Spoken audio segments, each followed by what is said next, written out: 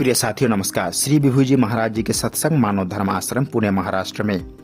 जी हाँ दोस्तों, श्री विभूजी महाराज जी के सत्संग मानव धर्म आश्रम पुणे महाराष्ट्र में मानव धर्म आश्रम पुणे में 12 नवंबर 2024 को परम श्रद्धेय श्री विभूजी महाराज जी के पावन आगमन से सत्संग कार्यक्रम का आयोजन हुआ, जिसमें सैकड़ों प्रेमी भक्तों ने भाग लिया और आध्यात्मिक वातावरण में सत्संग का लाभ प्राप्त हुआ।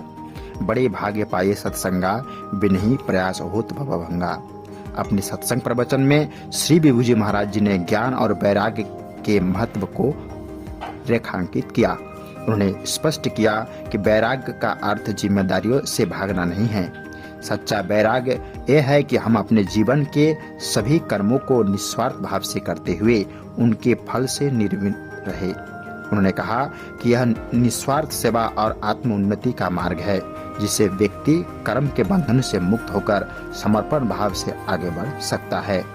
इस सत्संग कार्यक्रम को सफल बनाने में महात्मा सुकुती बाई जी एवं महात्मा सूर्य किरण बाई जी के कुशल मार्गदर्शन के साथ प्रेमियों की सेवा और समर्पण का विशेष योगदान रहा।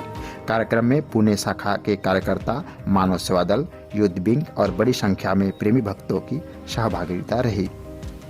कार्यक्रम का समापन आरती दर्शन और महाप्रसाद वितरण के साथ हुआ, जिसमें सभी ने आत्मिक आनंद का अनुभव किया।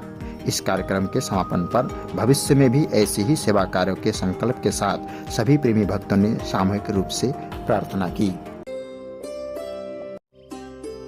प्रिय महानुभावों, जगत जननी माता जी कहते हैं कि कबीर साहब कहते हैं कि माला तो कर में फिरे, जीव फिरे मुख माही, मनुआ तो दसो दिशा फिरे, यह तो सुमिरन नाही। मन हमारा चारों तरफ फिरता रहता है, कहते हैं यह सुमिरन नहीं है। समझे, मन बड़ा चंचल है। मन को कैसे काबू करोगे? मन के कारण एकाग्रता है। आप लोग सिनेमा जाते हैं, आप लोग कई थिएटरों में जाते हैं, कई ड्रामों में जाते हैं, कई जगह घूमने को जाते हैं, कहते हैं कि आज तो बहुत ही आनंद आ गया, हमारे मन को बड़ा आनंद आया। क्यों? मन की एकाग्रता के कारण आनंद आया।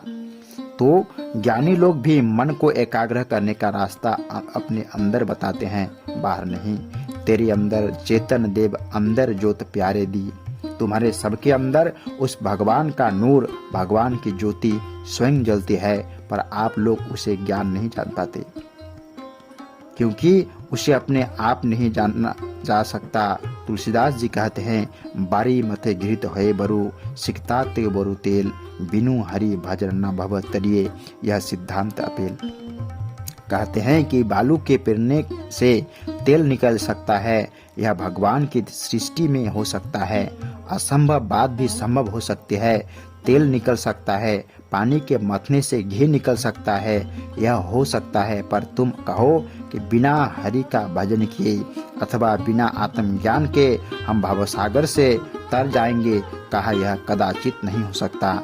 इसी तरह से ढूंढो, तलाश करो, वह अवश्य मिलता है।